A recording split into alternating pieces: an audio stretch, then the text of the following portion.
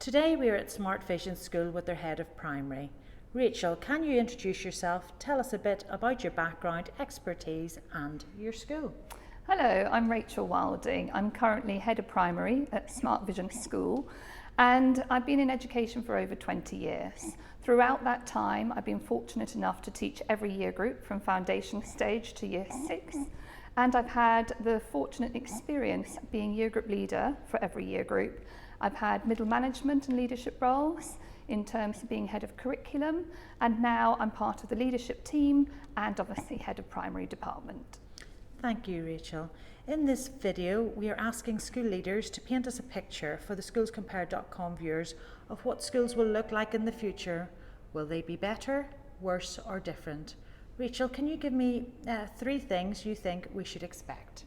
I think firstly we have to realise that we have been on a journey in 2020. Nothing will ever quite be the same again. And so for that first thing, I think we can expect rapid change in the use of technology. Secondly, I don't think any parent can expect to see the teacher disappear off into the sunset.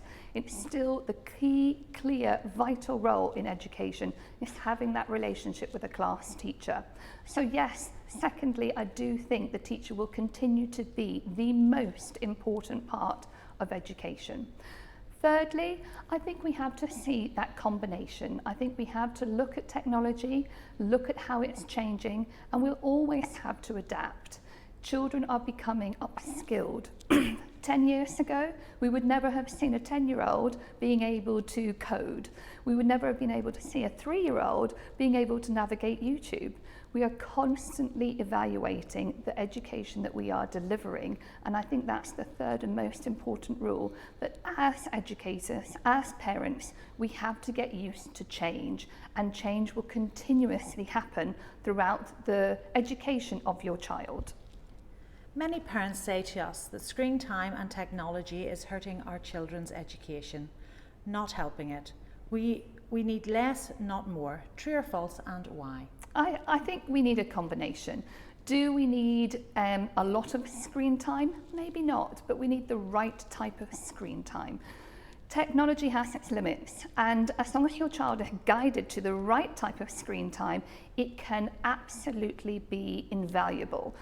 Leaving your child alone just to swoon over YouTube or Minecraft for 12 hours a day, of course that's too much screen time, but that's not what we're seeing in education. We're now seeing children being able to use core apps to deliver, to present, to really motivate each other, to communicate. So yes, screen time is okay, but it's got to be adapted, it's got to be planned for, and it's got to be the right type of screen time. Rachel, so what is the single key change you think is coming in the next 10 years that will transform education for the better? I think what we're going to see is that everything will almost come down an age group.